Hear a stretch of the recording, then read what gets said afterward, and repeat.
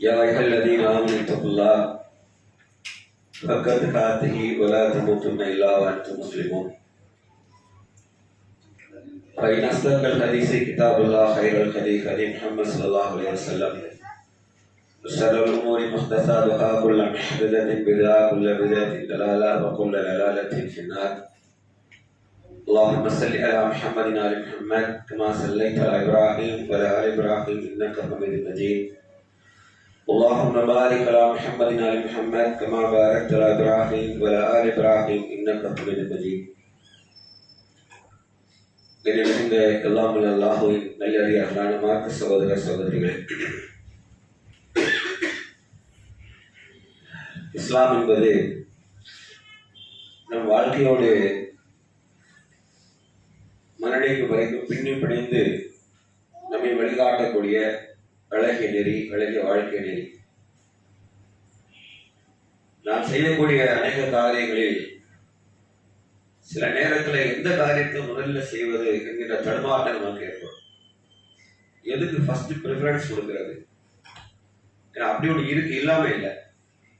எதுக்கு முக்கியத்துவம் கொடுக்கணும், எதற்கு முன்னுரிமை கொடுக்க வேண்டும், எதை செய்யலாம் பின்னாடி செஞ்சா பரவாயில்லை அப்படிங்கிறதும் கட்டாயம் நமக்கு தேவைப்படும். இஸ்லாம் ஒரு அழகான வாழ்க்கை நெறி என்பதற்கு எல்லாத்துக்கும் வழிகாட்டுது அப்படிங்கிறதுக்கு ஒரு சில முன்னுதாரணங்களை எப்படிலாம் இஸ்லாம் வழிகாட்டுதுன்னு பார்க்கலாம். நாம் பல நேரங்கள்ல இந்த காரியத்தை அதை முதல்ல செஞ்சா நல்லா இருந்திருக்குமோ, மிஸ் பண்ணிட்டோமே என்றெல்லாம் பல நேரங்களில் நான் நினைப்பது உண்டு.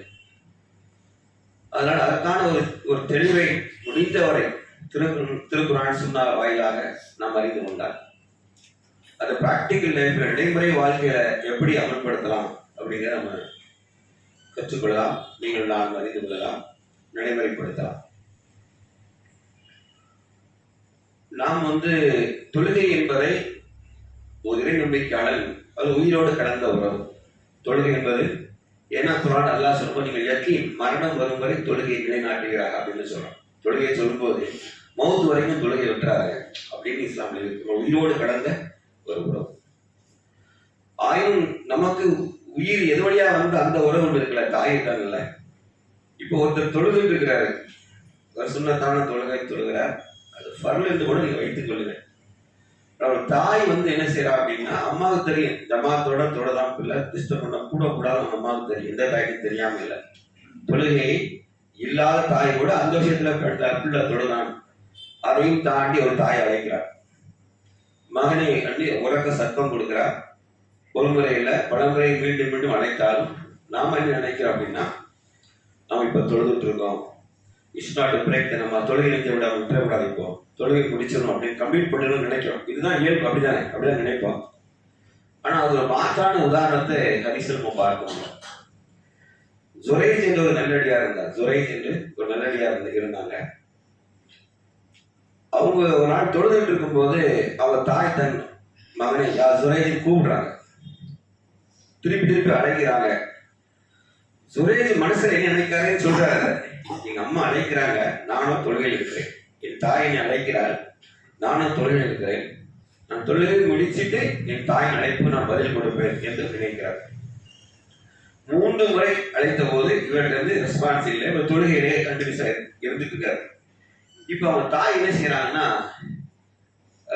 மகன் தொழுது முடிச்சுட்டு வந்தவொடனே சொல்றாங்க, நீ ஒரு கோபத்துல நான் அழைச்ச நீ பதில் கொடுக்கல, ஒரு வேசியின் முகத்தை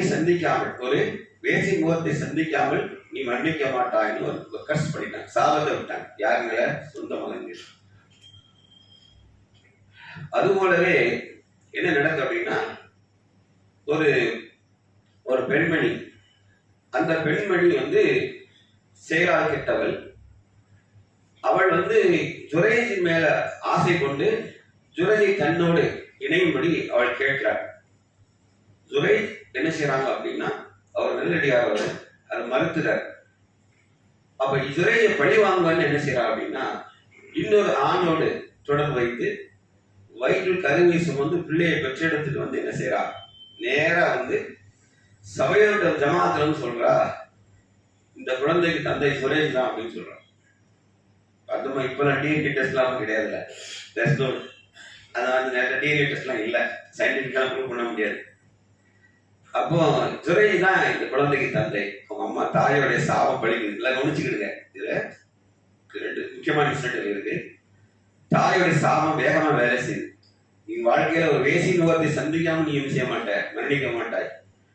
கரெக்டா ஒரு நடத்தை கெட்ட பண்ணி என்ன செய்யறாங்க, வந்து நேர இதே மாதிரி குற்றச்சாட்டை வச்சு அடிக்கிறாங்க. இப்போ ஜுரைஜுக்கு எப்படி ப்ரூவ் பண்றதுன்னு தெரியல. நான் இல்லைன்னு சொன்னா யார் நம்ப போறா? அப்படிதானே? இப்போ என் மேல நீங்க 1000 நம்பிக்கை வச்சிருக்கலாம், ஆனா ஒருத்தர் ஸ்ட்ராங்கா வந்து ஒரு பிள்ளையோட வந்து நின்று வச்சுக்கிறேன், பெரிய படுக்காளி பேராக போல டக்குன்னு வார்த்தை மாறி ஒழிய நானும் அப்படிலாம் இருக்க மாட்டேன், சொல்ல மாட்டான். சந்தர்ப்பம் என்ன சொல்றவன் நிக்கிறா, கையில பழக்கம் நிக்க, இவன் தாங்க என்னடா நடக்குதுன்னு தான் சொல்லுவானு வெளிய. வாய்ப்பே இல்லைன்னு சொல்லக்கூடிய ஆளு ரேரஸ்ட் ஆஃப் த ரேரா தான் இருக்கு. இது உலக இயல்பு. இப்ப அல்லாஹ் என்ன செய்யறான்னு கேட்டா, அந்த பிறந்த குழந்தைய எல்லாம் பேச வைத்தான். பிறந்த குழந்தை 3 குழந்தைகள் பேசி ஹதீஸ் தெரிந்தானே, அதெல்லாம் கடைசி 2வது சொல்றாங்க, எங்களுக்கு தெரிஞ்சுக்கிங்க.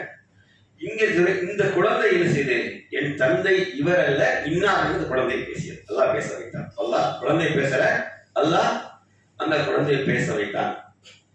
நபியே நாயகம் ஸல்லல்லாஹு அலைஹி வஸல்லம் இந்த சம்பந்தமாக சொல்லும் பொழுது, ஜுரைஜ் மட்டும் மார்க்க அறிவுள்ளவராக இருந்தால், ஜுரைஜ் மட்டும் மார்க்க அறிவுள்ளவராக இருந்தால், தாய் அழைத்த ஒரு தொழுகையை விட்டு தாயின் அழைப்புக்கு பதில் கொடுத்திருப்பார் என்று சொல்லிட்டார். இது விளக்கம் என்ன சொன்னாங்க தெரியுதா? இவர் அறிவுள்ள மார்க்க அறிவு இருந்திருந்தா, நம்ம நினைக்கல நம்ம பெரிய விவாதத்துல பெரிய புலிகுட்டி நம்மளாம் தக்பீர் கட்டியாச்சுன்னா அப்படியே பாபு சலா சொர்க்கத்து வாசல் அப்படியே உள்ள நுழைஞ்சி உள்ளே அப்படியே படுக்கிற மாதிரி ஒருத்தருக்கும் கிடையாது. அதெல்லாம் கிடையாது. தக்பீர் கட்டியாச்சுன்னா சைத்தான் இல்லாதான் ஞாபகப்படுத்தான், இல்லாத இயல்பு. அல்லாஹ் சில நடிகார்களுக்கு செய்யறான், அந்த மனசை கட்டுப்படுத்துற பாக்கியத்தை அல்லாஹ் தந்திருக்கிறான், மறுக்கிறான். நம்ம அப்படி இல்லை, நீங்க எப்படி எனக்கு தெரியாது. நான் தக்பீர் கட்டின பிறகு எல்லாமே வருது. அப்போ இந்த நிலையில நம்ம என்ன விளைவிக்கிறோம், தொழுகைதான் ஃபர்ஸ்ட் நினைக்கும் போது ப்ரிஃபரன்ஸ் அது இல்லை, தாயின் அழைப்புக்கு தான் பதில். ஏன் அப்படி சொன்னான்னு கேட்டா, உலகத்திலே நம் சுமையை அதிகமாக சுமந்து கொள்ள தயார், தனக்காக நமக்காக எதையும் விளக்க தயார் தாய் மட்டும் தான். மேரேஜ் ஆகி போய் இன்னொரு பெண் நம்மை தொழுகிற வரைக்கும் தாய் தான் என்ன செய்யறாங்க இடத்துல. அதற்கு பிறகும் கூட ஒரு பாச போராட்டத்தில் தான் இருப்பா. மகன் இருக்கிறதா அவபட்சம் தான் கேட்கான் அப்படின்னு சொல்லிட்டே இருப்பாங்க. அது என்ன, அந்த பழைய பாசத்தினுடைய தொடர்ச்சி. தாய் வந்து எல்லா கஷ்டத்தையும் தானே எடுத்து போட்டு தான் வேலை செய்வாங்க. பிள்ளைகளை கூட சாமானியமா ரெடி பார்ப்பாங்க. கடையில சின்ன கருவேப்பிலா வேண்டிய ஒரு பக்கத்துல பெட்டி கடை இருக்கும். போய் மகன் அழைக்கிறான், பாப்பா பையன் கஷ்டாக நாணிட்டு இருப்பான், பிள்ளை நாணிட்டு இருந்தான், அதே எடுப்பான்னு சொல்லிட்டு அடுப்பு பக்கம் வேகமா ஓடி கடையில வாங்குவாங்க. உண்மை இது நடக்கா இல்லையா? உண்மையை சொல்லுங்க. அம்மா எப்படிதான் சாக்ரிஃபைஸ் பண்றாங்க பாரு. அப்போ ஒரு தாய் வந்து எந்த சூழல் ஒரு மகனை திருப்பி ரிப்பீட்டடா அழைப்பா தெரியுமா? தனக்கு இயலாததுதான், தன்னால் அது முடியாது, தனக்கு ஏதோ ஒரு உதவி தேவைப்படுது. அது மகனோ கிணவனோ எக்ஸ்ட்ரா யாரும் வச்சுக்கீங்களேன், ஒரு உதவி சப்போர்ட் இருந்தாதான் முடிவுகளின் மனநிலை வரும்போது மட்டும்தான் ஒரு தாய் வந்து குறிப்பாக தன் மகனை என்ன செய்யறா, உதவிக்கு அழைக்கிறார், மகனை என்று அழைப்பு கொடுப்பா. அதனால தான் நபிசல்லா சொன்னாங்க, ஒரு தாய் அழைத்தால் தொழுகையில் இருந்தாலும் சரி சலாத்தை கொடுத்துட்டு போய்க்க. இது சொன்னது யாரு? நபி ஸல்லல்லாஹு அலைஹி வஸல்லம். நம்ம வியாக்கியானம் கேட்ட அவசியம் நமக்கு இல்லை. நான் தக்பீர் கட்டியாச்சுன்னா அந்த ஜமாத் இந்த கூலி அல்லாஹ் தராம நமக்கு தொழுவது எதற்கு? நன்மை அடிப்படையில் தானே. அந்த நன்மை தானே உங்களுக்கு வேணும். அந்த நன்மை அல்லாஹ் தராமல் இருக்க போவது இல்லை. ரெட்டிப்பு நன்மைன்னு அவன் அடைவான். அவன் தொழுகையும் அடைந்தான் ஆயிடுவான், தாயின் அழைப்புக்கு பதில் கொடுத்த அந்த நல்லறத்தையும் பெற்றவனாக ஆகிவிடுறான். இப்போ கிளியர் ஆயிட்டா? தொழுகைன்னு வந்தா அம்மா அழைப்பு கொடுத்த பர்டிகுலரா தாயெல்லாம் சொல்லப்படுது. தந்தையினாலும் அப்படியே வச்சுக்கிடுங்க. தந்தையும் பழைய முதுமை அடைஞ்சிட்டாங்க, தந்தையால் இயலாது, ஒரு படுக்கையில் இருக்கிற தந்தையா இருக்கலாம், பெட் பேஷண்டா இருக்கலாம். அவங்க அழைக்கும் போது நம்ம தக்பீர் என்ன பெருசா தக்பீர் கட்டி என்ன அப்படி நேரா உள்ள ஓடி போய் சொர்க்கத்துக்குள்ளையா? சொர்க்கத்தின் நடுவாசலை தந்தை தான். தாயின் காலடையில் சொர்க்கம், தந்தை சொர்க்கத்தின் நடுவாசல். அதை அடைத்து விடாதீர்கள். ரெண்டுமே மார்க்கம் சொல்லக்கூடிய சரியான வழிகாட்டுதல். அதனால இந்த ப்ரிஃபரன்ஸ் தொழுகையா பெற்றோரா என்று வந்தா முதல்ல தாய், இரண்டாவது தந்தை, அப்புறம் தான் தென் ஆஃப்டர் தொழுகை. இதை வச்சு ஃபர்ஸ்ட் எது முதல்ல, ரெண்டாவது. இப்போ ஒரே நேரத்தில் அட்டே தாயும் அழைக்கிறாள், தந்தையும் அழைக்கிறாள், 2 பேரும் கூப்பிடுறாங்க. இப்போ யாருக்கு ஃபர்ஸ்ட் இம்பார்ட் கொடுப்பாரு? தந்தையும் நம்மளை கூப்பிடுறாங்க, அத்தா கூப்பிடுறாரு, டேய் கண் கூப்பிடுறாரு.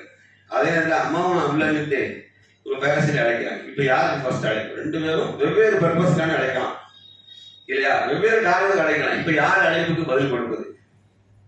இந்த விஷயம் இல்லாத தாய் அழைப்பு ஃபர்ஸ்ட் பதில் கொடுத்தாங்க. அம்மா தான் ஒரு வேலை. இப்ப சொன்ன பாருங்க, தந்தை இயலாமல் நிலை இருந்தார், படுக்கை நோயாளியாக, அவர் உடல் அசைவு இருக்காது, ஏதோ ஒரு சப்போர்ட் இருந்தாதான் முடியும் அப்படிங்கிற நிலை உங்களுக்கு தெரிந்தால் இந்த நேரத்தில் அறிவுபூர்வமாக அந்த எப்போதுமே வீக்கர் செக்ஷனுக்கு இஸ்லாம் சப்போர்ட் பண்ணும். பலகீன மக்களுக்கும் தேவையுள்ள மக்களுக்கும் இஸ்லாம் முதல்ல கரத்தை நீட்ட சொல்லும். இது இஸ்லாத்துடைய பங்கு. அதுல அந்த மாதிரி நேரத்துல தந்தை அழைப்புக்கு பதில் கொள்ளும். இல்லாவிட்டால் தாயின் நன்றியும் ஒரே நேரத்தில் சமமாக அழைக்கும் போது தாயின் அழைப்புக்கு பதில் கொடுங்க. இதுதான் முதல்ல செய்யணும். ஃபர்ஸ்ட் தாய்க்கு தான் ப்ரிஃபரன்ஸ். அதே போல நான் தொழில் ரிலேட்டடா சொல்லிட்டே வரேன். எப்படின்னா, நாம் சில நேரங்கள்ல ரொம்ப மிகச்சி திங்க் பண்ணிக்கிறோம், நம்ம கரெக்டா இருக்கதா நினைச்சுக்கிட்டு. அதனால ஒருத்தர் எல்லாம் தூதரே இந்த தொழுகிறது நான்லாம் ஃபுல்லா என்ன செய்ய போறேன், இன்னைக்கு ஃபுல் நோம்பு தான், இரவெல்லாம் நின்று வணக்கம் தான், பாட்டு பேசிட்டு கல்யாணம் பண்ணி போறதே கிடையாது சொல்றாங்க. அசல் தடுத்தாங்க ஐயாங்க, எக்ஸ்ட்ரீமெல்லாம் போகக்கூடாது. ஏன்ட்ட அழகிய முன்மாதிரி ஏன்னு கேட்டாங்க. ஏன்ட்ட அழகிய முன்மாதிரி இல்லையா? நான் சில நான் நோன்பு வைக்கிறேன், சில நோன்பு விட்டு விடுறேன். நான் திருமணம் செய்கிறேன், மனைவி உடைக்கிறத வாழ்க்கை ஈடுபடுவேன். என்ன, நான் பகல்ல கொஞ்ச நேரம் உறங்குனா சில நேரம் சில தொழில்கள் ஈடுபடுவேன். இப்படித்தான் மனிதன் தன் மனைவிக்கு செய்ய வேண்டிய கடமை இருக்கு, தனக்கு செய்ய வேண்டிய கடமை இருக்கு, எல்லா கடமைகளையும் செய்யணும், நிறைவேற்றணும். அப்படிங்கிறதுனால தொழிலுக்கு முக்கியத்துவம் கொடுக்குற பேரறிஞர் சில நேரங்களை நமது பலகீனத்தை அமுக்க முடியாது, நமக்கு கூடாது. அதான் அல்லாஹ்வுடைய தூதர் சொன்னாங்க, ஏன்னா பொலிக்கல் இன்சான் லைஃபா, மனிதன் பலகீனமான மனிதன், நாம் பலகீனமா படைக்கப்பட்டிருக்கோம். அசாவா இசாவா அப்படின்னு கேட்டாங்க. இது எதுக்கு முக்கியத்துவம் கொடுக்கிறது? இசாக்கான தொழிலுக்கான வத்து வந்துட்டு தட்டுல சாப்பாடு வச்சாச்சு, நீங்க என்ன செய்ய போறீங்க சொல்லுங்க, என்ன செய்யுங்க? அது நம்ம தின்றுவோம், நம்மளாம் கரெக்டா காட்டணும். எதையும் சேர்த்துக்காது, அதை சொல்றேன். அறியாமல் என்ன செய்வோம் அப்படின்னா, முதல்ல அங்க தப்பி கிட்ட சோற ஆடிருக்கும், இதுக்கு மரியாதையா ரெண்டு ரொட்டியை தின்னுட்டு, நீ தான் சலுகை கொடுத்துருக்க, சலுகை தந்தா நீ தான், இறைய போட்டேன் அல்ஹம்துலில்லா, அதுக்கு நன்றியாக இந்த ருக்கு சுஜூத் முன் சொன்னது பிரிஞ்சு சேர்த்து தொழுகணும்.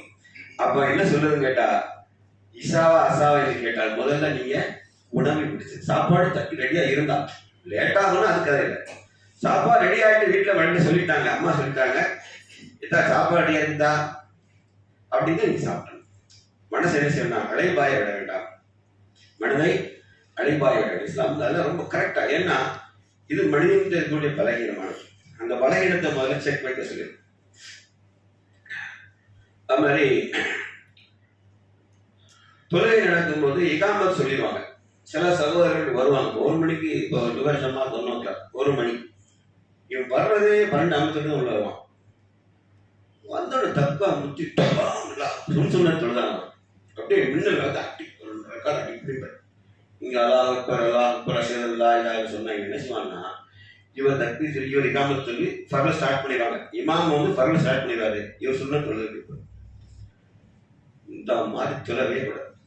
ஒண்ணு டைம் பிளான் பண்ணி தொழுங்க, இல்லையா இகாமத் சொல்லியாச்சா இந்த இடத்துல ஸலாம் அலைக்கும் ஸலாத்தை கொண்டு பிரேக் தூரம் வரும்.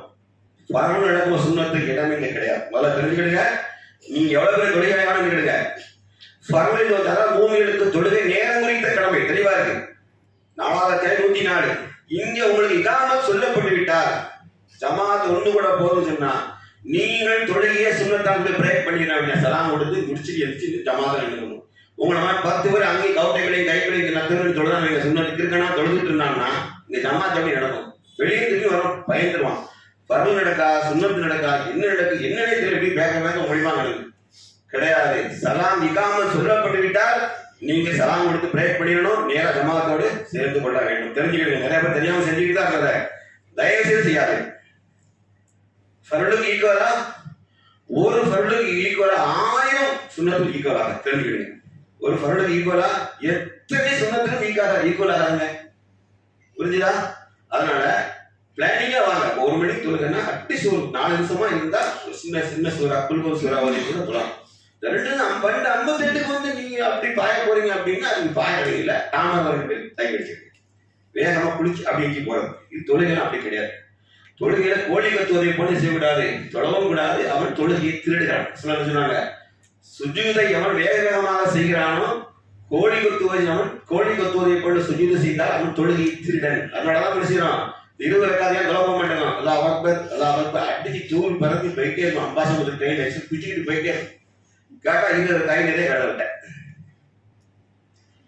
ஒண்ணு அட்டி புண்ணி ருக்கு சுச்சிட்டு பாட்டு குரான் ஓடு. குரான் எல்லாம் விரட்டு லாபம் என்ன செய்யறது? இதெல்லாம் வந்து புரியல இல்லாம தான். அவன் என்ன நினைக்கிறான்னா, 20 ரக்காத்து தொழுதணும், ஒரு மாசத்துல குரானை முடிச்சிடணும். அப்படி ஒரு கான்செப்ட். ஆனா செய்வனை திருந்த செய்கிறது இஸ்லாம் சொல்லுதா இல்லையா? எந்த அமலை செய்தாலும் அதை சிறப்பட செய்ய அப்படின்னு இஸ்லாம் சொல்லுது. சின்ன அமலாக இருந்தாலும் விழா வழியெல்லாம் கூட இல்லை. நபிசல்லா சொன்னாங்க, விழாலே நான் சோனத்தில் 9 காலடி ஓசையை நான் கேட்டேன், சொர்க்கத்துல உங்களது காலடி ஓசையை கேட்டேன் அப்படின்னு சிறப்பாக என்ன செஞ்சீங்க? அவங்க சொல்றாங்க, அல்லாஹ்வின் தூதரே, எனக்கு எப்பெல்லாம் எனக்கு வந்து ஹதஸ் காத்து பிரிக்கிறதோ நான் உழு செய்வேன். உடனடியாக 2 ரக்கத் தொழுதுவேன். இது வாழ்நாளில் வளமையாக இருக்குது. வாழ்நாள லைஃப் ஃபுல்லா பிராக்டிஸ் பண்ணலாம். அல்லாஹ் ரப்பல் ஆலமீன் இந்த சிறப்பு அந்தஸ்துக்காக சொர்க்கத்தில் விழாக்களில் எல்லாம் நடந்து வர ஓசை அல்லாஹ்வுடைய தூதருக்கு காண்பித்தார். புரியுதா உங்களுக்கு? அப்ப என்னன்னா, நிரந்தரமாக செய்யறது என்னது? அதுக்குள்ள வழியெல்லாம் தேடிக்கணும். இப்போ ஃபர்ல இருந்து தொழுகையில் வந்துட்டா சுன்னத்தை என்ன செய்யக்கூடாது, இம்பார்ட்டன்ஸ் பேக்ல வந்து. அதனால ஞாபகத்தில் வச்சுக்கிடுங்க, நல்லா கேட்டுடுங்க. சில பேருக்கு இந்த சந்தேகம் இருக்கும், லோருடைய சுன்னத்துகள் நம்மளுக்கு மிஸ் ஆகிட்டு என்ன செய்யலாம்? ஒருமுறை நபிகள் நாயகம் ஸல்லல்லாஹு அலைஹி வஸல்லம் அஸ்ர் தொழுகை பிறகு ஏதாவது பிரின்சிபல் தொழுகை இருக்கா? அஸ்ருக்கு பிறகு இருக்கா? இல்ல. இதே மாதிரி ஒரு நாள் அல்லாஹ்வுடைய தூதர் அஸ்ர் தொழுகைக்கு பிறகு தொழுதுட்டு இருக்கிறத நபி தொடர் பார்க்க அவங்க நினைக்கிறாங்க, அஸ்ருக்கு பிறகு ஏதோ ஒரு தொழுகை புதுசா இறங்கிட்டு போல அல்லாஹ்வுடைய தூதர்கிட்ட கேட்கறாங்கன்னு வேகமா ஆசையோட போறாங்க. அல்லாஹ்வுடைய தூதர் சொன்னாங்க, இல்ல லொகருடைய சுன்னத்துகளை எனக்கு சொல்ல தவறிவிட்டு, எனக்கு வேலை அலுவலகத்தை நான் தவறிட்டு அதை நான் இப்போது தொழுது கொள்கிறேன். நீ மகரிக்கு முன்னாடியே தொழுகலாம். மகரிக்கு வந்துட்டுனா அது அடுத்த இரவா காண்டி பகல்ல தொழக்கூடிய தொழுகிற பெண்டிங் இருந்தான். சுண்ணத்துகளை ஃபர்ல இல்ல, ஃபர்ல கலா தொழுகை கிடையாது. ஃபர்ல கலா தொழுகை கிடையாது. நீங்க அந்த வக்துக்குள்ள தொழணும். ஒருவேளை சுண்ணத்துகள் மிஸ் ஆயிட்டா அப்படின்னா அதை நீங்க எப்ப செய்துக்கலாம்? அசருக்கு பிறகு கூட அந்த தொழுகைகளை நீங்கள் சேர்த்து தொழுது கொள்ளலாம். எதுக்கு சொல்றேன்னா, உண்மையில நீங்க பெண்கள் ஆசைப்பட்டு தொழ வாரீங்க, முன் சொன்ன தொழுதுன்னு நினைச்சிட்டு வாரீங்க. இல்ல மிஸ் ஆகிட்டா என்ன செய்யணும்னா இஸ்லாம் வழிகாட்டாம இல்லை. சோ நீங்க பதட்டப்படாம என்ன செய்யலாம்? அந்த சலாம் கொடுத்துருங்க, பரலோட சேர்ந்து கொள்ளுங்கள், அல்லாஹ் அவர்கள் கூலி தரட்டும். நாம என்ன செய்யலாம்? அந்த சுன்னத்துகளை அசருக்கு பிறகு என்ன செய்ய முடியும்னா அதை நடைமுறைப்படுத்திக் கொள்ளலாம். அல்லாஹ் அது நிதானமா தொழ முக்கியம் இல்லையா? நிதானமாக தொழுது கொள்ளலாம். அல்லாஹ் கூலி விடுவது அல்லாஹ் நமக்கு போதுமானவனாக இருக்கிறார். அது மாதிரி டிராவல் பிளான் பிரயாணத்துல ப்ரிஃபரன்ஸ் கொடுக்குறதுங்களா? முடிந்த அளவு ஜும்மாவுடைய நாள் வந்து டிராவல் அவாய்ட் பண்ணி. நான் சகோதரத்தை கேட்டேன், நான் பிக்னிக்ல இருக்கேன், எங்கே இருக்கேன், டூர்ல இருக்கேன் அப்படின்னு. என்ன டூர்னு கேட்டேன். இல்ல ஜாலியா ஃப்ரெண்ட்ஸா வந்திருக்கோம். ஏன்டா அவனுக்கு சனிக்கிழமை இல்லை, ஞாயிற்றுக்கிழமை இல்லை, திங்கக்கிழமை இல்லை, ஜும்மா நாள் என்ன? அது என்ன உன் குடும்பத்தில் முக்கியமான காரியமா? அது குடும்பத்தில் முக்கியமான காரியமாப்பா? அது இல்லைன்னு செத்து போன வாழ்க்கை இருக்கா? வெள்ளிக்கிழமை கணக்கு பண்ணி பார்க்க, வெள்ளிக்கிழமை அறிவியல் முடிச்சுட்டு இருக்கான். டூர் பிளான் பண்ணிட்டான். என்ன டூர் பிளான் பண்ணிட்டேன்? அவனோட அறிவில்ல. ஒரு ஜும்மாவுக்கு மற்ற ஜும்மாவுக்கு இடையே கிடைக்கிற நன்மை என்ன? அந்த பாவங்கள் மன்னிக்கப்படுறாங்க. அதோட இன்னும் விஷயம் தெரியுமா? நமது அடுத்த ஜும்மா வரைக்கும் நல்லா கேட்டுவான் ஏதாவது உத்தரவாதம் இருக்கா? நல்லா அறிவில் அந்த நாளை வெள்ளிக்கிழமை என்ன நாள் சொல்லுவாங்க முஸ்லீம்? சொல்லுங்க. முஸ்லீமுடைய கேரக்டரை பார்த்து நல்ல தொழிலாளிகளுக்கும் மற்றவங்க வித்தியாசம் தெரியுமா? ஒரு நல்ல தொழிலாளர்களை எப்ப சந்திக்கலாம் கேட்டா மகரிப் வரும் சொல்லுவான். மகரிப் வாழ்ந்துவான். இன்னிட்ட சொல்லுவான் இஷாவை சந்திக்கும் சொல்லுவான். அல்லது லுகர்டைக்கு வந்தா நீ பார்க்கலாம்னு சொல்லுவான். இது வந்து தொழுகை பிராக்டிஸ் சொல்லுவேன். நல்லா கவனிச்சிங்கன்னா அவனுக்கு தெரியும். இந்த தொழுகையில முன்னாடி இருப்பாரு, நீங்க 11 o'clock இதை மீட் பண்ணலாம், 3 o'clock என்னோட மெயின்ட்டு கூட வரலாம், எல்லாம் பேசுவோம். ஏன்னா அவன் தொழுகை வந்து சம்மந்தம் இல்லை. After Maghrib, before Maghrib, Maghrib, aunty Maghrib சொல்றோம்ல, இது எங்க வருதுன்னு கேட்டா நம்மளோட பிராக்டிஸ்ல இருக்கு. இந்த சும்மா அன்னைக்குங்கிறத அன்னைக்கு நீங்க இந்த உலக ஷெட்யூல் இருக்குல்ல, குறிப்பா எந்த காரணம் பண்ணுங்க, சும்மா ஸ்பாயிலாம பண்ண முயற்சி. முடிந்தவரை நான் சொல்றது இது மேக்சிமம். முடிந்தவரை ப்ரிஃபரன்ஸ் என்ன தெரியுமா? சும்மாவை அடைவதற்கு தான். டிராவல பயணத்தை என்ன செய்யணும்? அன்னைக்கு முடிஞ்ச அவாய்ட் பண்ணிக்கணும், தவிர்த்திடணும். முஸ்லீம் மட்டும் அந்த நாள் என்ன நாள் வெள்ளிக்கிழமை சொல்ல மாட்டான், இன்னைக்கு ஜும்மா தினம் என்று சொல்லுவான். நீ ஜும்மா இருக்குன்னு சொல்லுவானா இல்லையா? ஜும்மா இருக்கணும் சொல்றானா? யோசிச்சு பாருங்க. அப்ப அந்த ஜும்மாக்கு கொடுக்குற முக்கியத்துவம் இருக்குல்ல, அது ஒரு ஈமானோட அடையாளம். இது ஏழைகள் பெருநாளை சொல்லக்கூடிய நமக்கு சாதாரணமாக பெருநாள் ட்ரெஸ் போடணும் ஒரு கணக்கு வச்சிருக்கோம். இங்க அன்னைக்கு அப்படி இல்லை, எல்லா முஸ்லீமும் வந்து பள்ளியில் இருப்பாங்க இல்லையா? அப்ப இதை கணக்கு வச்சா பள்ளிவாசல் நிறைய கட்டப்படுது. வெள்ளிக்கிழமையும் இந்த இரவு தொழுகை கணக்கு பண்ணினா பள்ளிவாசலே பெருசு பெருசா கட்டுறாங்க, வேற நோக்கம் இல்லை. அதான் யாருலே ஜும்மாவுக்கு முக்கியத்துவம் கொடுக்கும். உங்க குடும்பங்கள் நிகழ்ச்சிகள் ஏற்படுத்தாலும் அடுத்த ஜும்மா வச்சுக்கணும், அந்த மாதிரி நீங்க பண்ணுங்க. ஜும்மா ஸ்பாயில் பண்ணிடுறாங்க. அதனாலதான் அல்லாஹ் அவங்களுக்கு தொழுகைக்காக அழைக்கப்பட்டார். ஜும்மா தொழுகை அழைக்கப்பட்டால் விரைந்து வாங்க, பள்ளிவாசலை விரைந்து வந்து முஸ்லிம் தொழில் ஸ்தாபனங்கள், உணவு பதார்த்தங்கள், மருத்துவ ரீதியான மெடிக்கல், இந்த 3 தவிர எனக்கு தெரியும் பாக்கி யாருமே ஷட்டரை அடைச்சிருங்க. உணவு பதார்த்தம் ஏன் சொல்றேன்னு கேட்டா, நீ முஸ்லீம் அல்லாத ஆளை வச்சு ஏன்னா வழிபோகிறது பசியா முஸ்லீம் அல்லாத வரதான் செய்வான். நீங்க பண்ண முடியாது. அல்லது முடிஞ்சா என்ன செய்யணும், நீங்க ஆஃப் செஷன் லீவ் விட்டாலும் ஏதோ ஒன்று பண்ணணும், பிளான் பண்ணி செய்யணும். அதே மாதிரி மருத்துவத்துறை உள்ள நீங்க என்ன செய்யற அடைங்க சொல்லக்கூடாது. மெடிக்கல் ஷாப் வச்சுன்னா நீங்க அடைங்க, ஹாஸ்பிட்டல் வச்சுன்னா அடைங்க நீங்க சொல்லக்கூடாது. ஏன்னா மனித உயிர் சம்பந்தப்பட்டது, வாழ்வாதாரம் சம்பந்தப்பட்டது. மற்றபடி நீங்கள் எந்த தொழில் செஞ்சாலும் வெள்ளிக்கிழமை என்ன செஞ்ச வியாபாரத்தை எடுத்து கூட்டுது. அல்லாஹ் அபிவிருத்தி வரக்கத்தின் அங்கதான் நம்ம சோதிக்கப்படும். அந்த நேரத்துல கரெக்டா 12:45 ஜும்மா அப்படின்னா 12:40 அவர் வந்து 1000 ரூபாய்க்கு பர்ச்சேஸ் பண்ணுவாங்க. இது நம்ம செல்வம் இல்லைங்க, நமக்கு வந்து சோதனை. நம்ம ஈமான் வந்து சோதனை எடுத்துப்பா. இந்த 12:35 வரைக்கும் அல்லா தந்தது, நல்லா வரக்க செஞ்சா போதுமான இல்லை. சாரி, நீங்க சொல்லுங்க. அல்லாஹ் உள்ளங்களை பார்க்கலாம். அதுக்கு அல்லாஹ் பண்படனா நமக்கு திருப்பி தரும், அப்படிதானே?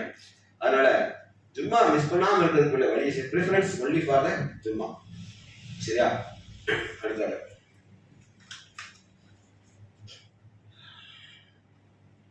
அது மாதிரி நமது வாழ்க்கையில இஸ்லாத்தின் பேஸ் 5 தூண்கள்ல வந்து ஹஜ். ஹஜ் செய்வது நமக்கு மூமின்களுக்கு செல்வங்களுக்கு கடமையாகிறது. அதே மாதிரி நாம் ஏழைகளாக இருந்தாலும் வசதியற்றவராக இருந்தாலும் வாழ்க்கையில ஹஜ் செய்கிற ஆசையை மனசிச்சுக்கோம், வளர்ந்துட்டு தான் வருவோம். அது இயல்பாக உள்ளத்துல இருக்கு. ஈமான் இருக்கிற காரணத்தால அது இன்ஸ்ட்ரக்ஷன் இயல்பாக என்ன செய்யும், உள்ள இல்லாம உள்ள இருக்கும். இந்த ஹஜ் செய் இப்ப என்ன நடக்கும் அப்படின்னு கேட்டீங்கன்னா, இப்போ ஒரு போலியான ஒரு இது பயங்கரமான பின்பம் ஏற்படுத்தப்பட்டது. அதிகமாக ஹஜ்ஜை வலியுறுத்துவதற்கு பதிலாக இந்த பிக்னிக் டிராவல்ஸ் டூர்ஸ் வச்சிருக்காங்க. இது ஃபுல்லா ஆண்கள் தான் பாதிகள் நடத்துறாங்க. இவங்க பேச்சு திறனையை வச்ச உடனே இவனை பயங்கர மயங்கிதான். அப்புறம் அவங்க டிராவல்ஸ் ஆரம்பிச்சிடலாம். அந்த டிராவல்ஸ் ஆரம்பிச்ச உடனே ஹஜ்ஜை பத்தி பேசுறதே கிடையாது.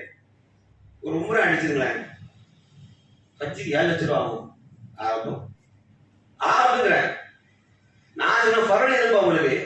எது ஃபரல்? உள்ளூரெல்லாம் உயர்வுள்ள அல்லாட்ட எப்போது மக்களும் சிறந்ததை தான் மூமின் கேட்கும். நீ கஞ்ச நாய் முடியாம எவனோ சொன்ன எதுக்கு எடுத்தாலும் உம்ரா ஹஜ்ஜே செய்யல 5 முறை செஞ்சு கிருக்கலாம் கிருக்கை ஒண்ணும் மழைய ஹஜ்ஜு தான் இஸ்லாத்தின் தூணுடு. ஹஜ்ஜு தூண் அது குறிப்பா. உம்ரா என்ன? ஹஜ்ஜில் போய்விட உம்ரா செஞ்சுக்கலாம், போய்விட உம்ரா செஞ்சுக்கலாம். புரியுதா? எதுக்கு ப்ரிஃபரன்ஸ் கொடுக்கணும்? ஹஜ்ஜு. அது இப்ராஹிம் அலைஹிஸ்ஸலாம் தியாகத்தை எடுத்து உம்ரா இதை ஞாபகப்படுத்த சொல்லுங்க. உம்ராவும் ஹஜ்ஜுக்கு வித்தியாசம் கிடையாதுங்க. ஹஜ் என்ன தெரியுமா? இந்த வரப்போற ஹஜ் என்ன ஹஜ் எடுத்துக்கிட்டீங்க? இப்ராஹிம் அலைஹிஸ்ஸலாம் இஸ்மாயில் அலைஹிஸ்ஸலாம் தியாகத்தை போட்டு சாதாரண தியாகம் என்றால் உலகத்தை அல்லாஹ் சொன்னா நம்ம தேர்வு செய்யணும். இப்ராஹிம் பரிச்சை வச்சோம். இன்னஹாதா லஹுல் பலாவல் முபீன் வார்த்தை அல்லாஹ் குர்ஆன் அப்படி போடுவான்.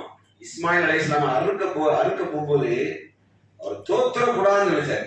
அல்லாஹ்வுடைய கட்டளையை நிறைவேற்றணும்னு சொல்லிட்டு மகனை பின்புறமா வச்சுட்டு முகத்தை பார்க்காமலே வராங்க, கடைசி வரைக்கும் வராங்க. சைத்தான் 3 இடத்துல ஜம்ரத்தவால கல் வீசுறாங்கல்ல, எதுக்கு? 3 இடம் சைத்தான் வந்து போராட்டத்தை ஏற்படுத்துறான், தாமதத்தை ஏற்படுத்துறான். நல்லா கேட்டது, ஒவ்வொரு தியாகம் செய்யும் போதும் தாமதிப்பதுதான் சைத்தான் கிடைக்கிற வாய்ப்பு. வெரி சிம்பிளா சொல்லட்டுமா? நான் இப்ப சரக்கா பத்தி பேசுறேன், உங்களை கண்ணீரை வைக்க முடியாது.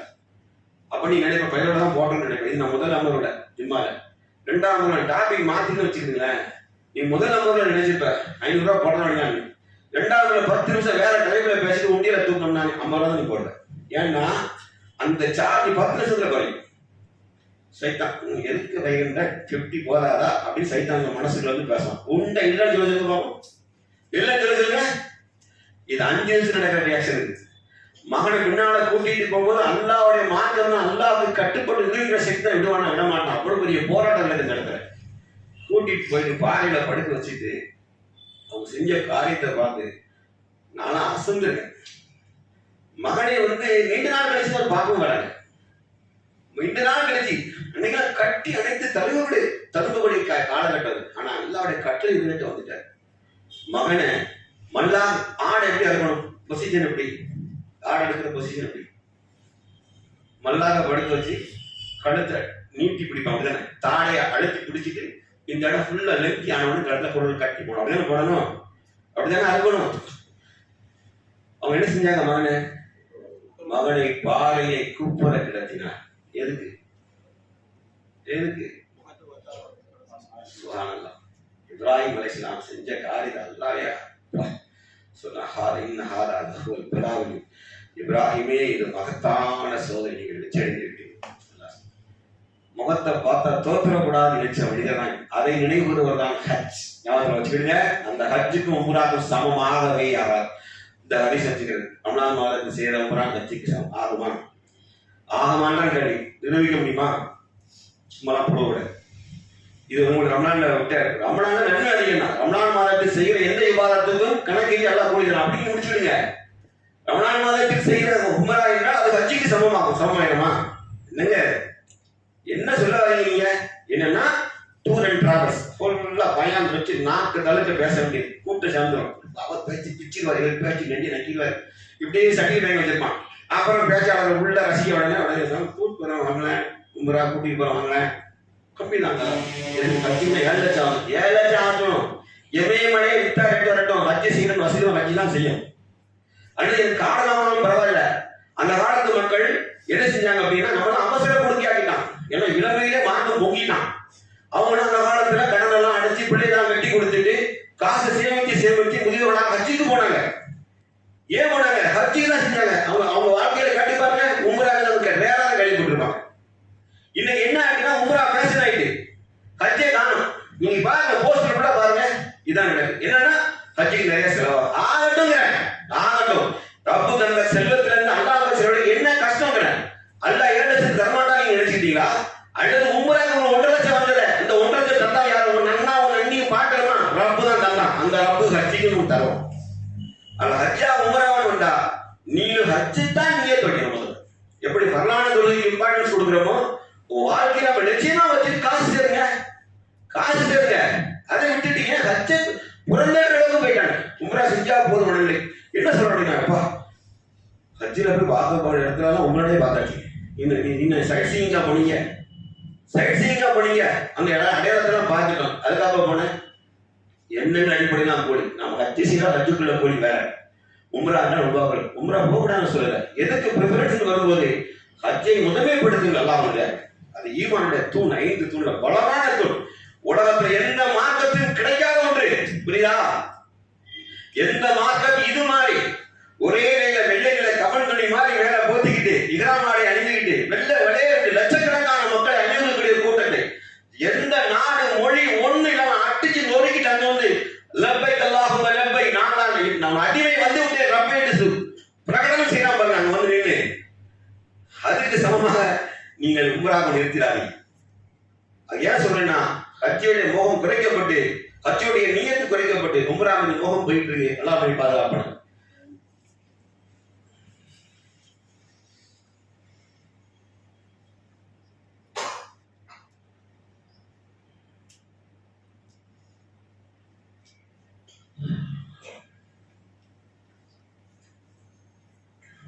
அல்ஹம்துலில்லாஹ் நஹ்மது ஸல்லி அலா ரசூலில் கரீம். அம்மா பாத்.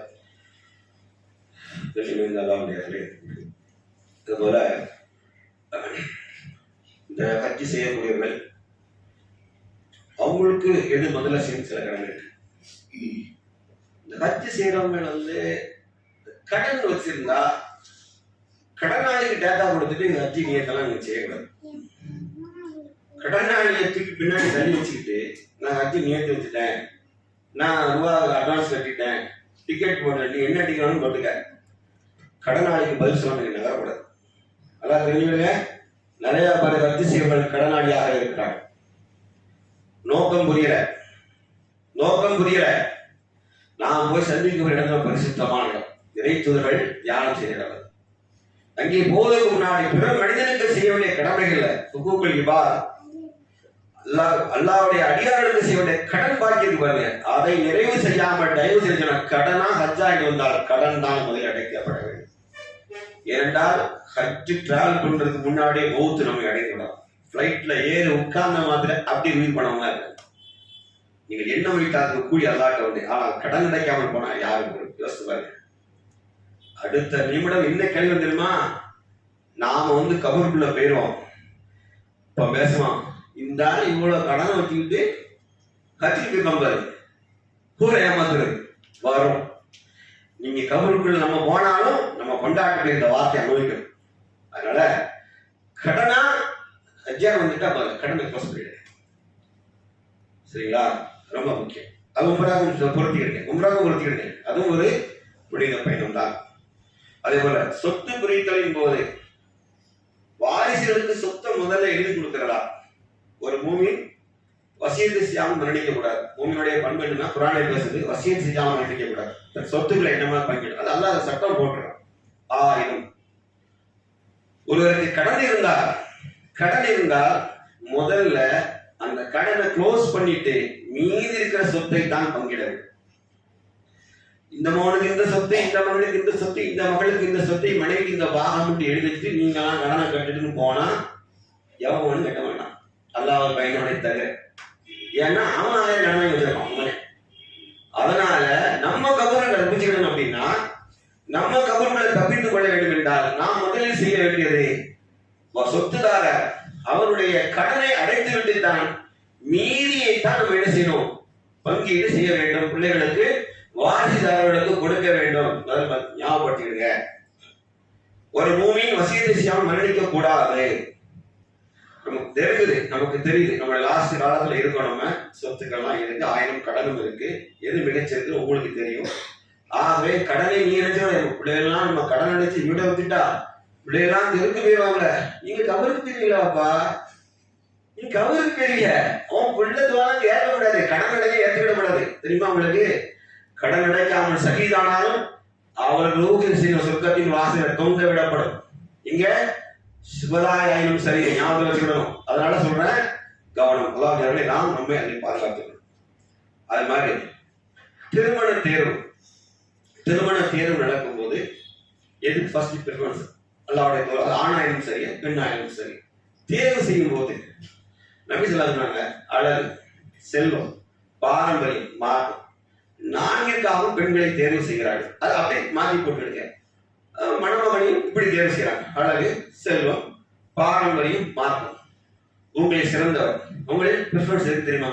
யார் மார்க்கத்திற்காக பெண்ணையோ மணமனை தேர்ந்தெடுக்கிறார்களோ அவங்களை சிறந்தவர். இருக்கட்டும்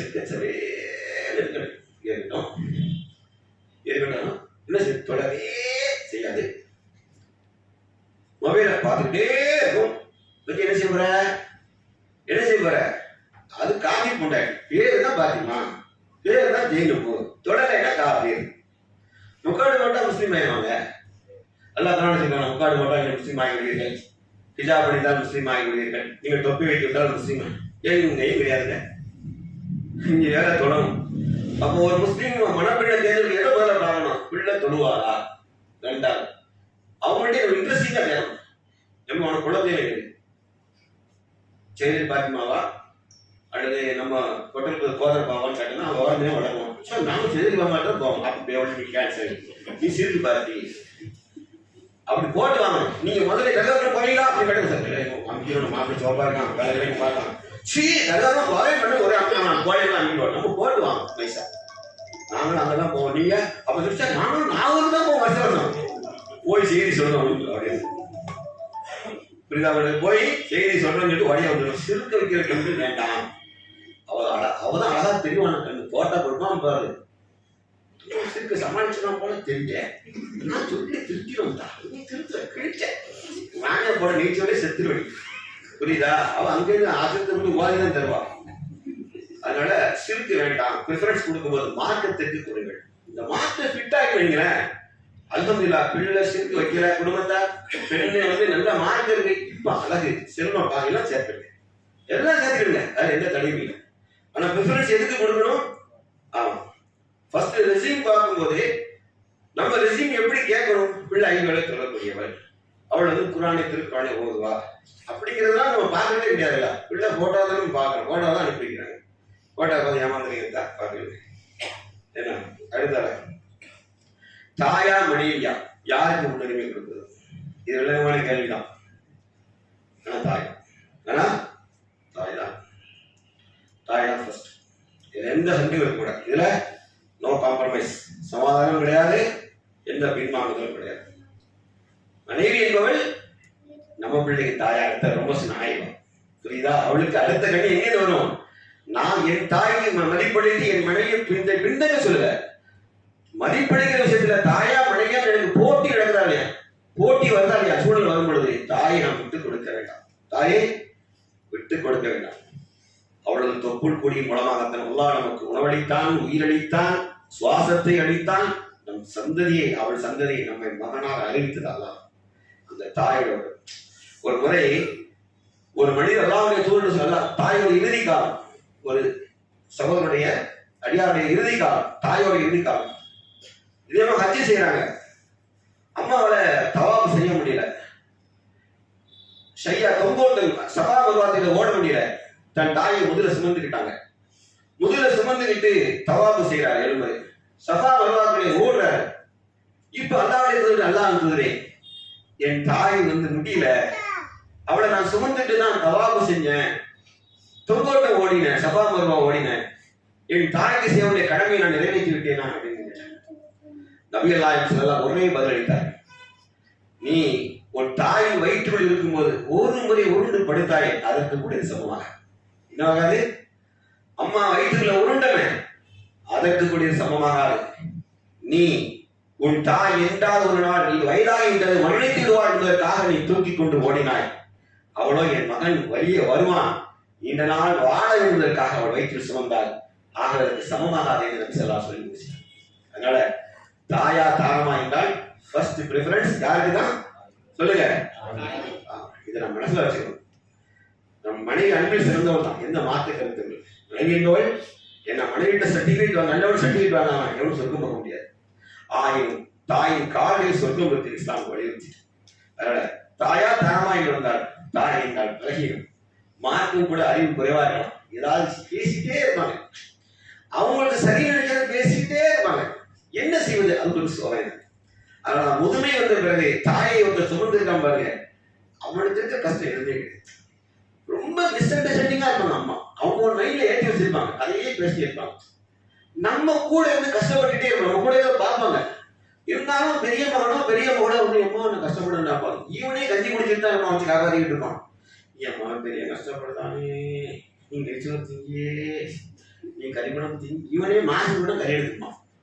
இதெல்லாம் இந்த பொறுமையில நடக்கும். நான் ரொம்ப அனுமதியில பேசிக்கிட்டு இருக்கேன். அதனால சகிச்சு கோவப்படுறாங்க, அவங்க பலகீனத்தால் படைக்கப்பட்டோம்.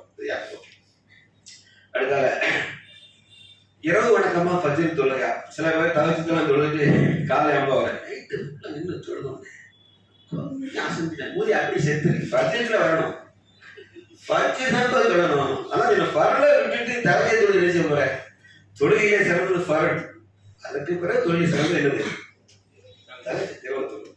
பேசிக்க விட்டு நினைச்சது கூடாது. இந்த ராஜ்யம் ஆல்ப சொல்ற சமூக ஆர்வலர்கள் இருப்பான், நிறைய பேர் இருக்கான், இயக்கம் இயக்கம்னு வச்சுட்டு நைட்டு உள்ள கிழங்குமா வச்சு ஒட்டிப்பான் பசையோட காலைல பிள்ளையா. இரவு ஃபுல்லா இஸ்லாமிய மாநாடு ஆல்பஸ் ஓட்டிட்டாரு. காலையில் எங்க மனுங்கள் சொல்லிட்டேன், போஸ்ட் ஓட்டணும்னா சொல்லிட்டேன், நீ இஸ்லாமிய மாநாடு அழைப்பு கொடுத்து போற 4 நடக்கு. இரவு நாள் டிராவல், காலைல பத்து சொல்றாங்க. இரவு நாள் டிராவல் பெஸ்டே கிடையாது. காலைல ஃபஜ்ர் ஜமாத் நின்னாங்களா இல்லையா? உண்மையை சொல்லுங்க. அதனால ப்ரிஃபரன்ஸ் எது கொடுக்கணும்னா ஃபஜ்ர் தொழுகைக்கு தான். நைட்ல நான் ஆல்பஸ் ஓட்டினா இல்ல. ஆகவே நீ இறக்கத்தை காட்டி விட்டுடுமா காட்டி வரலாம், அங்கெல்லாம் பேச முடியாது. நீங்க ஃபஜ்ருக்கு தான் என்ன செய்யணும். நீ ஆல்பஸ் முன்கூட்டி ஒட்டி அது ஃபஜ்ருக்கு சொல்லிட்டு காலையில ஒட்டிடுவான். நீ பிளான் நீ மாட்டிக்க, அதை நீ ஒட்டிட்டு பஜனை தொழில எக்ஸ்கியூஸ் வச்சுக்கூடாது, கேட்கக்கூடாது. அடுத்த தந்தையா கணவனா யாருக்கும் முக்கியத்துவம். ஒரு பெண் இருக்காங்க, ஒரே ஒரு பொண்ணு, ஒன்லி ஒன் டாக்டர். உமாவும் இல்லை, பாப்பா மட்டும் அத்தா மட்டும் இருக்காங்க. கணவன் கல்யாணம் கட்டி கொடுத்தாச்சு. இப்போ ஒரு பாச போராட்டம் இருக்கு, பாப்பாவா கணவரா, ரைட்டா? ஒரு பெண் ஆனா இயல்பாவே தந்தை மேல அதிக பாசம் யாரு நினைச்சுக்கிட்டீங்க? பையனும் பொண்ணு நினைக்க யாரு சொல்லுங்க? பொம்பளை பிள்ளைலாம்.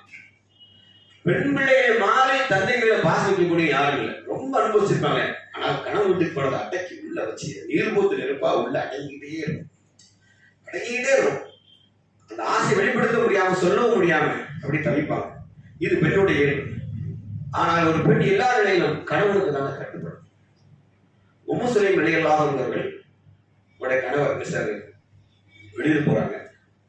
போகும் மனைவிட்ட சொல்றாங்க, நான் வெளியூருக்கு போறேன், வர வரைக்கும் என்ன செய்யணும், நீ வெளியும் போக வேண்டாம் அப்படின்னு மனைவிட்ட சொல்லிட்டு போயிட்டாங்க. சிம்பிளா ஒரு வார்த்தை சொல்லிட்டாங்க. இந்த நேரத்துல அவர் கணவர் வெளியூர் போயாச்சு, தந்தை மௌத்து செய்தி வந்துச்சு.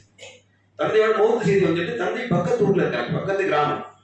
தந்தை மௌத்துக்கு இப்ப என்ன தோணுது மனசு அப்படின்னா, என் வீட்டுல இருந்துங்க, நான் வெளியூர் போயிருக்கேன், இவன் நான் சொல்லிட்டு போயிட்டேன், நான் வெளியூர் போறேன், வெளியூர் போகாத. அப்போ சரி உங்க அத்தா மௌத் ஆயிட்டாரு, எங்க அத்தா அப்படின்னு உடனே பற்றி மாட்டு ரோட்லயே கத்திட்டே ஓடி பஸ் ஏறி எனக்கு முன்னாடி அவங்க அவன் நின்றுவா. நான் வீட்டுக்கு கூட்டி இன்னும் உங்க வீட்டுக்காரி அத்தா மௌத் ஆயிட்டாராம் அப்படியே இவன் பின்னாடி எல்லாரும் முன்னாடி இவன் ஓடும். இதான் நடக்கும். அங்க என்ன நடந்தது தெரியுமா? வாழ்க்கை கணவன் மார்க் எப்படி மதிப்படிச்சாங்க பாருங்க. உங்களுக்கு சந்தேகம் வருது. என் கணவர் சொன்னாரு நான் மறுபடி வெளியேற வேண்டாம், இப்போ மௌத் செய்தி வந்திருக்கு, நான் என்ன செய்யட்டும்? நேரா நபிகள் நாயகம் ஸல்லல்லாஹு அலைஹி வஸல்லம் சொல்லிச்சிருக்கேன், அல்லாஹ் சொல்கிறேன், என் தந்தை மௌத் ஆகிட்டாங்க, என் கணவரை இப்படி சொல்லிட்டு போயிருக்காரு, நான் இப்ப என்ன செய்வதுன்னு கேட்டாங்க. கணவனின் வார்த்தைக்கு மதிப்பளித்து வீட்டிலே இருந்தாங்க. என்ன சொன்னாங்க? கவனிச்சுக்கிங்க பெண்களை, கவனிச்சுக்கிங்க. கணவனின் வார்த்தைக்கு மதிப்பளித்து வீட்டிலே இருந்துக்க. அல்லாஹ்வுடைய தூதர் அந்த பக்கத்து கிராமத்துக்கு பயணம் செஞ்சாங்க. அந்த ஜனாசா அவங்களே கலந்து கொண்டார். சொல்ல வச்சுட்டு சொன்னாங்க, இந்த பெண்ணின் உம்மு சுலைமின் தந்தை சொர்க்கம் போவார். ஏன் தெரியுமா? கணவனுக்கு கட்டுப்படுகிற நல்ல மகளை பெற்றெடுத்துக்கிறாங்க. வார்த்தையை கவனிச்சிட்டீங்களா? கவனிச்சுக்கிட்டீங்களா? என்ன புரியுது? இவங்க அத்தா மௌத்து கூட போகமாட்டேன்னு சொல்லிட்டாங்க. கொள்ளையில கணவன் மதிப்படி அடிங்க, நல்லதை கட்டதா அப்படின்ட்டா. தயவு செய்து புரிஞ்சுக்கணும். பெண்களுக்கு சொல்றேன், பாச விஷயத்துல கவனமா, அந்த வார்த்தைகளை கவனமாக விடுங்க. எதுக்கு இல்லைன்னா இஸ்லாத்தினுடைய வழிகாட்டு. நான் என் சொந்த கருத்தை நான் சொல்லல, மார்க்கம் சொன்னதை சொல்லித்தரேன். ரெண்டாவது முடிக்க போறேன். கடன் வாங்கி சொகுசு வாழ்க்கையா இது பெருசா போகும் டாபிக், இதுனாலும் கண்டிப்பா வச்சுக்கலாம். முடிச்சிருக்கேன். நிறைய பேர் ரொம்ப ஆடம்பர வாழ்க்கையை வாழ்றாங்க. ஆனா பார்த்தீங்கன்னா நிறைய கடன் இருக்கு.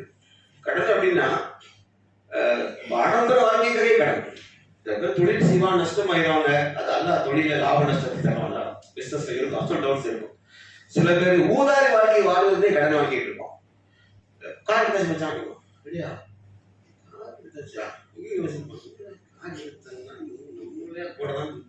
அதே 15,000 தான் சேலரி.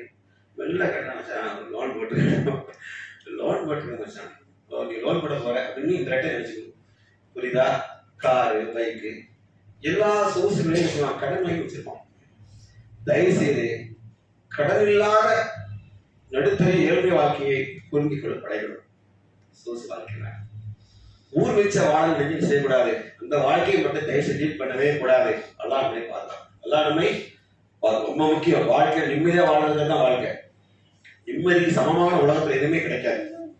அந்த நிம்மதி தொலையும் கடனாளிகள், கடன் சுமைகள் எல்லாமே நம்மளை தாண்டி சந்ததிகளை போய் அட்டாக் பண்ண முடியும். அது ஒரு பாக்டீரியா, வைரஸ் மாதிரி, ஃபாஸ்டான வைரஸ் மாதிரி அடுத்தடுத்த சந்ததிகளை பாதிச்சு. அதனால சொகுசு வாழ்க்கைக்கு முன்னுரிமை கொடுக்காம நடுத்தர வாழ்க்கை, அதை அல்லாஹ்ட்ட பொருந்திக் கொள்ளும். அல்லாஹ் ரப்பல் ஆலமீன் மார்க்கு எதை முதன்மைப்படுத்த சொல்லுவோ அதில் உறுதியாக அல்லாஹ் ரப்பல் ஆலமீன் மன்னிப்பானாக. இதுவரைக்கும் ஏதாவது இந்த ப்ரிஃபரன்ஸ்ல தவறுதலா செஞ்சுன்னா அல்லாஹ் மன்னிக்கட்டும். இனி அல்லாஹ் தூதர் காட்டி தந்த நெறிமுறைப்படி நம் வாழ்க்கையை அமைத்துக் கொள்வது அல்லாஹ் அருள் புரியட்டும். வாஹி தவான அல்ஹம்துலில்லாஹி ரப்பில் ஆலமீன். அஸ்ஸலாமு அலைக்கும் வரஹ்மத்துல்லாஹி வபரகாத்துஹு.